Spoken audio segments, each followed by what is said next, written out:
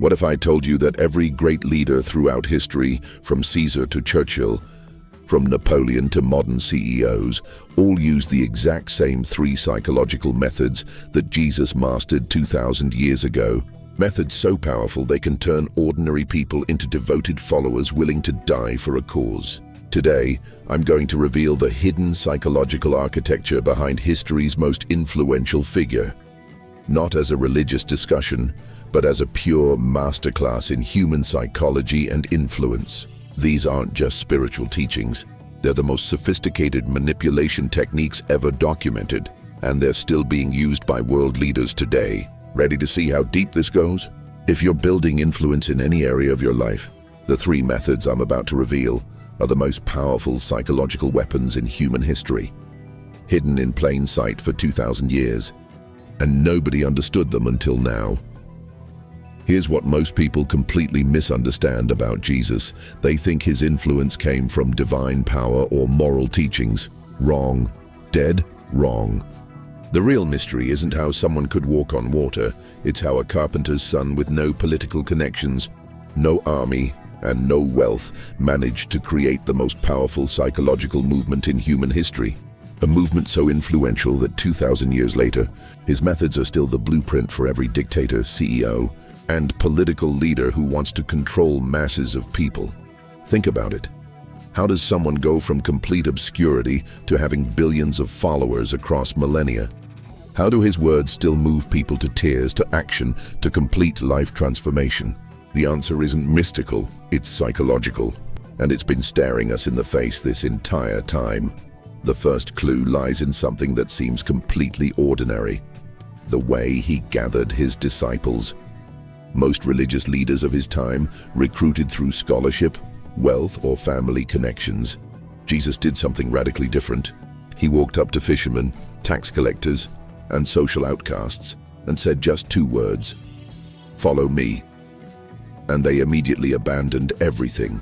Everything. Their careers, their families, their entire lives. What kind of psychological trigger could be so powerful that rational adults would instantly abandon their life's work for a complete stranger? This wasn't faith. This was something much more primal, much more calculated. Something that taps into the deepest programming of the human brain. Modern psychologists call this the authority assumption principle, but Jesus was using it 2,000 years before we had a name for it. He understood that the human brain is hardwired to follow confident commands from perceived authority figures. But here's where it gets interesting. He didn't have any traditional authority markers. No robes of office, no wealth, no political position. So how did he project such overwhelming authority that grown men would instantly obey? The answer reveals his first method, and it's so subtle, so psychologically sophisticated that most people miss it entirely. He was using what modern influence experts call assumption close authority, acting with such complete certainty that people's brains automatically assumed he had the right to command them. But there's a deeper layer to this that makes it almost impossible to resist. Here's the psychological breakthrough that changes everything. Jesus discovered that the human brain has a fatal flaw in how it processes authority. We don't actually evaluate whether someone deserves our obedience. We evaluate whether they expect our obedience. And expectation, it turns out, is everything. When Jesus said, "Follow me," he wasn't making a request. He wasn't asking a question. He was stating what he already knew would happen, with such complete certainty that the disciples' brains couldn't even process the possibility of saying no. This is what psychologists now call presupposition authority, the most powerful form of influence ever discovered. Watch how this plays out in the historical accounts. Jesus never asks, "Would you like to follow me?" or "Are you interested in my teachings?" He uses commands that assume compliance. "Come, follow me, go and sin no more. Rise, take up your bed and walk." Every single interaction is structured as if the outcome is already determined. But here's where it gets really sophisticated. He combines this assumed authority with what modern neuroscience calls social proof acceleration. He doesn't recruit people one by one in private. He does it publicly, in front of others. When Peter drops his nets to follow Jesus, James and John see this and their brains automatically think, if Peter is following, There must be something here I'm missing. The psychological principle at work is called cascade compliance. Once one person submits to authority, everyone watching becomes exponentially more likely to submit as well. Jesus was creating compliance cascades 2,000 years before we understood how they work.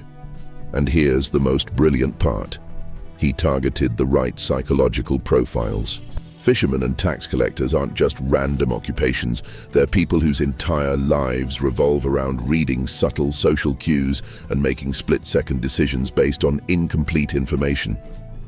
They were psychologically primed to recognize and respond to authentic authority signals. Modern leadership consultants charge millions to teach these exact techniques. They call it executive presence or command authority, but they're teaching watered-down versions of methods Jesus perfected. Every great leader since, from Alexander the Great to Steve Jobs, has unconsciously mimicked this approach. But here's what makes this even more disturbing. Jesus wasn't just using these techniques accidentally. The way he structured his communications shows deliberate psychological sophistication. He understood exactly what he was doing to people's minds, and he was doing it with surgical precision. This wasn't inspiration. This was psychological engineering at the highest level. Let me break this down so you can spot this method everywhere. Authority isn't about deserving power. It's about expecting obedience. Think of it like this. Imagine you're in a crowded elevator, and suddenly someone says, "Press the button for the 5th floor," in the exact same tone they'd use to say, "The sky is blue."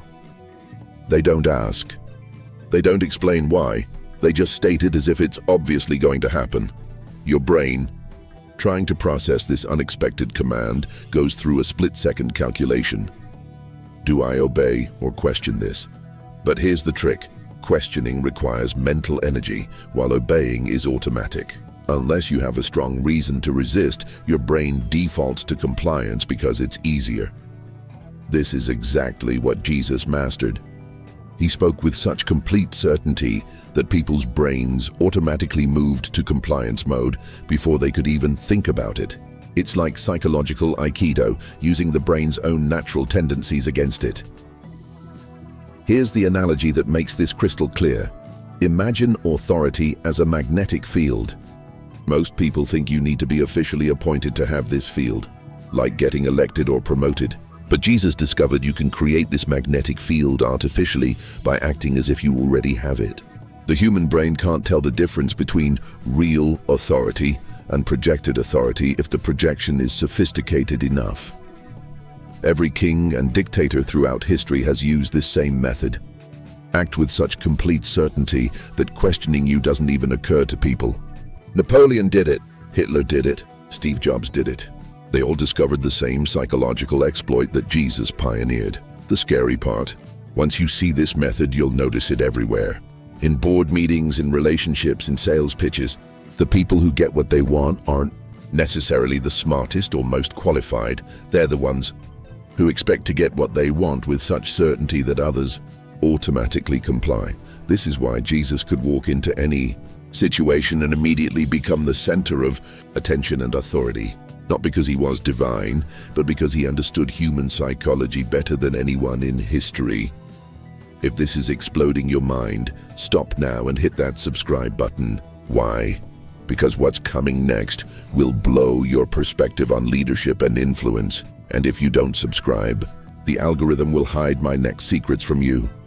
Now that you understand how Jesus created instant authority from nothing, let me show you something even more disturbing, how he turned ordinary people into fanatics willing to die for him. This isn't about faith or inspiration. This is about a psychological technique so powerful that every cult leader, every dictator, and every modern marketing genius has stolen it directly from his playbook. Here's the mystery that stumps historians. How do you get people to not just follow you, but to literally sacrifice their lives for your cause? The disciples didn't just believe in Jesus, they were tortured and executed rather than deny him. That level of devotion doesn't happen naturally. It has to be engineered. The clue is hidden in something Jesus did that seems completely backwards.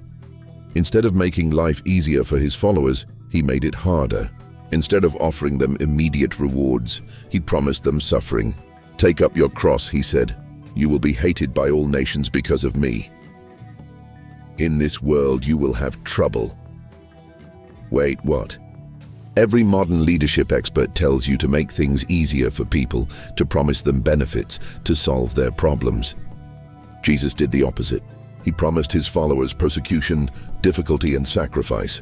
And somehow this made them more devoted, not less. This violates everything we think we know about human motivation. People should run away from leaders who promise them hardship, right? Wrong. There's a psychological principle at work here that's so counterintuitive, so powerful, that most people can't even see it happening to them. Modern psychologists call it effort justification, but Jesus understood this 2,000 years before we had a name for it. The human brain has a bizarre quirk. The harder you work for something, the more valuable your brain believes it must be. Your mind literally cannot accept that you would sacrifice for something worthless, so it increases the perceived value to match the sacrifice. But Jesus took this principle and weaponized it in a way that's almost frightening to contemplate. He didn't just ask for sacrifice, he made the sacrifice itself the proof of worth. He turned suffering into a badge of honor, persecution into validation, and hardship into evidence that you were chosen. This is psychological genius bordering on manipulation artistry. He created a system where every negative experience became evidence that you were on the right path.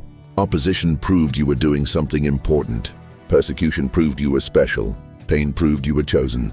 Here's what makes this technique so devastatingly effective. Jesus discovered that the human brain has a fatal flaw in how it processes sacrifice and commitment. We don't just commit to things because they're valuable. We perceive things as valuable because we've committed to them. And the bigger the sacrifice, the more valuable our brain believes the thing must be. This is why cults always require increasingly difficult commitments from their members. It's not sadism, it's psychology. Each sacrifice makes the previous sacrifices seem more justified, creating what modern researchers call a commitment escalation loop. You can't admit the sacrifices were for nothing without admitting your entire sense of self. So instead, you double down. Jesus engineered this perfectly. First, small commitments, come and see. Then bigger ones, leave your family and follow me. Then ultimate ones, take up your cross and follow me. Each level made the previous level seem reasonable by comparison, while making backing out psychologically impossible. But here's the truly sophisticated part. He combined this with something psychologists call exclusive selection bias. He didn't just ask everyone to follow him, he made it seem like only special people could handle it. Many are called, but few are chosen. The path is narrow and few find it. Not everyone can accept this teaching. This triggers what modern marketers call scarcity psychology and exclusivity desire. The human brain places higher value on things that are rare and difficult to obtain. By making his message seem exclusive and difficult, Jesus made people want it more. He turned following him from a burden into a privilege. And then he added the final psychological layer, social identity fusion. He didn't just ask people to follow his teachings, he asked them to become part of a new identity group. You are the light of the world. You are my disciples. You are chosen. He gave them a new identity that was completely tied to the group and to him personally. Once someone's identity becomes fused with a group, leaving that group feels like psychological death. Your brain literally can't conceive of who you would be without this identity. This is why people stayed loyal to Jesus even under torture. Leaving would have meant destroying their entire sense of self. Modern extremist groups use these exact same techniques. So do high-commitment religious movements, political parties, and even some corporations. The pattern is always the same. Start with small commitments, escalate gradually, make it exclusive, tie it to identity, and use sacrifice to increase perceived value. The most chilling part, once you're inside this psychological system, it becomes self-reinforcing. Every sacrifice proves you're special. Every hardship proves you're chosen. Every person who rejects the message proves that most people just don't get it, like you do. Here's how this mind control technique works in simple terms. Your brain has a built-in accounting system that cannot tolerate losses. If you sacrifice for something, your brain automatically inflates the value of that thing to justify the sacrifice. The bigger the sacrifice, the bigger the inflation. Think of it like this. Imagine you paid $1,000 for a lottery ticket. Your rational mind knows it's probably worthless, but your brain can't accept that you wasted $1,000. So instead of admitting the mistake, your brain starts finding reasons why this ticket is special, why you have a good feeling about it, why this time is different. The more you paid, the more convinced you become that you're going to win. This is exactly what Jesus did with human psychology. He made people pay with sacrifice, suffering, and social rejection. Once they paid these costs, their brains couldn't accept that they had wasted everything. So instead, their brains became increasingly convinced that Jesus must be worth it. Here's the perfect analogy. It's like a psychological lobster trap. Easy to get in, impossible to get out. Every sacrifice you make for the cause makes it harder to admit you might be wrong, which makes you sacrifice more, which makes it even harder to leave. The trap tightens with each commitment. The truly disturbing part is how this works in modern life. Ever wonder why people stay in bad relationships longer after they've invested more time and energy? Why employees become more loyal to companies that make them work harder for less? Why customers become more devoted to brands that make them jump through hoops? It's all the same psychology Jesus mastered. The sacrifice creates the value, not the other way around. Every startup that makes you work 80-hour weeks for equity is using this. Every exclusive club that's hard to get into is using this. Every political movement that asks for increasing levels of commitment is using this. Once you see this pattern, you'll realize it's everywhere in modern society. The most powerful organizations aren't the ones that make life easier for their members. They're the ones that make members sacrifice for the privilege of belonging. This is why Jesus' followers became so devoted they would rather die than renounce him. It wasn't faith. It was psychological inevitability. If you're watching this far, you are different from most people. Prove it. Hit that like button now and subscribe, because people like you deserve to know all the secrets I'll reveal in upcoming videos. Now I'm going to reveal the most important and disturbing method of all, the one that explains how Jesus created a psychological movement so powerful it survived his death and continues to spread 2,000 years later. This isn't just about influence anymore. This is about immortality through ideas. This is about psychological archaeology of the highest order. Here's the final mystery. How do you create ideas so compelling that people will die to protect them and live to spread them even after you're gone? How do you build psychological structures so powerful they can survive the collapse of empires, the rise of science, and the test of millennia? The answer is hidden in the most misunderstood aspect of Jesus' teaching method. Everyone focuses on what he said, but the real genius was in how he said it. Jesus didn't just teach ideas, he taught ideas that taught themselves. He created what modern virologists call cognitive viruses. Concepts designed to replicate and spread through human consciousness, like biological viruses spread through populations. Here's the clue that unlocks everything. Jesus almost never gave direct answers. When people asked him questions, he responded with questions. When they wanted explanations, he told stories. When they demanded clarity, he spoke in parables. This seems backwards until you understand what he was really doing. He was forcing people's brains to do the work themselves. Instead of giving them conclusions, he gave them puzzles. Instead of providing answers, he provided frameworks for thinking. This wasn't mystical teaching. This was psychological engineering designed to create active rather than passive learning. Modern neuroscience shows us why this matters. Information you figure out yourself becomes integrated into your neural pathways much more deeply than information someone simply tells you. When your brain has to work to understand something, it literally rewires itself around that understanding. The idea becomes part of you in a way that passive learning never achieves. But Jesus took this principle and weaponized it beyond anything we see in modern education or persuasion. He created what I call recursive revelation systems, teachings designed to reveal new layers of meaning as people think about them more deeply. Each time someone pondered his words, they discovered something new, something that felt like their own insight. This is why his followers became so convinced of his wisdom. They weren't just accepting his ideas, they were constantly discovering new truths within his teachings. Their own minds were generating the proof of his genius, making them feel like co-creators of the insights rather than mere recipients. Here's the psychological breakthrough that makes everything click into place. Jesus understood that the most powerful ideas aren't the ones that convince people. They're the ones that make people convince themselves. And he engineered his entire teaching method around this principle.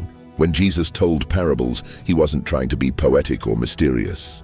He was exploiting a fundamental aspect of how human consciousness works. We trust conclusions we reach ourselves far more than conclusions others try to give us. So instead of telling people what to think, he created mental puzzles that led them to the conclusions he wanted, while making them feel like they figured it out themselves. This is what modern psychologists call self-persuasion, and it's the most powerful form of influence ever discovered. When you convince yourself of something, you bypass all of your natural resistance mechanisms. You can't argue against your own reasoning.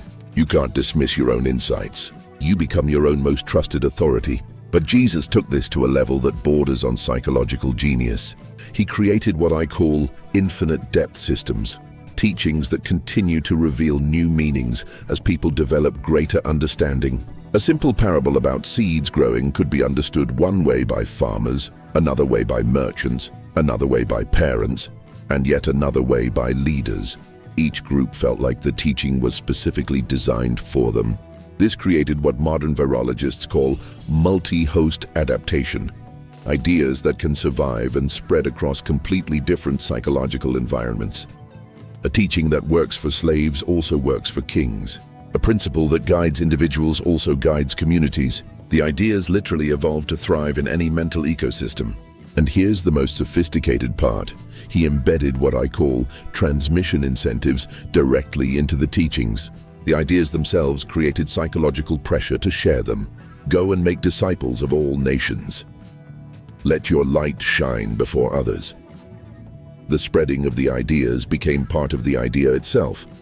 This is why Christianity survived Jesus' death and spread so rapidly. He hadn't just taught ideas. He had taught ideas designed to teach themselves, to spread themselves, and to evolve themselves as they encountered new environments. Modern memetic researchers call this viral cognitive architecture, and every successful movement since has either consciously or unconsciously copied these same principles. Political ideologies, business philosophies, social movements, they all succeed or fail based on how well they implement the psychological structures Jesus pioneered. The truly disturbing implication is this: Jesus wasn't just a teacher or even just a leader.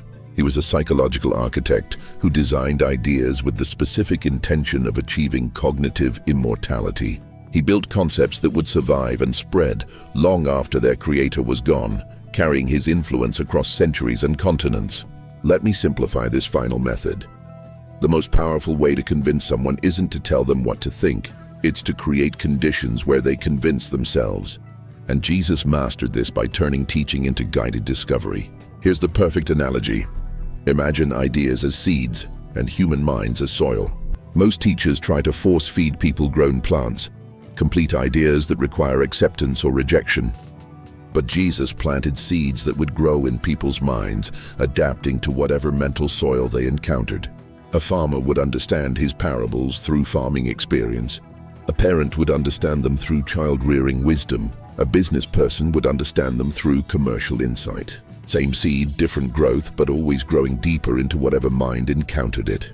This is why his ideas became self-evident to his followers. They weren't accepting foreign concepts. They were watching truths emerge from their own thinking process. It's like psychological gardening. Plant the right seed in the right way, and the mind grows the idea itself. Here's what makes this technique so powerful. When you figure something out yourself, you become emotionally invested in defending it. It's not just an idea anymore, it's your idea. Attack the idea, and you're attacking the person's intelligence and judgment. This is exactly what happens in modern marketing and politics. The most successful campaigns don't tell people what to buy or whom to vote for. They create experiences that lead people to those conclusions independently.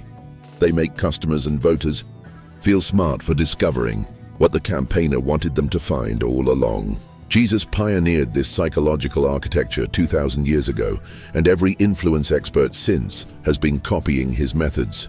The best teachers, the most successful leaders, the most viral content creators, they all use variations of the same principle. Don't convince, create conditions for self-conviction. This is why his movement survived his death and continues to spread today. He didn't just create followers, he created idea-spreading machines. People who were psychologically compelled to share discoveries they believed they had made themselves, creating an endless cycle of self-reinforcing conversion.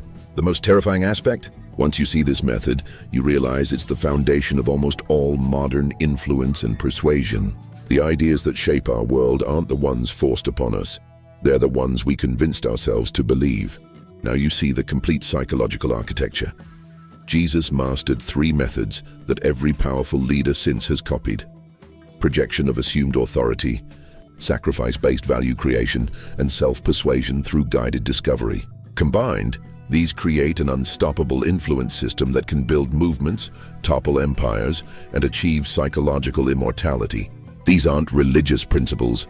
They're the fundamental laws of human psychological control. Every dictator, every cult leader, every successful CEO is using some combination of these exact same methods.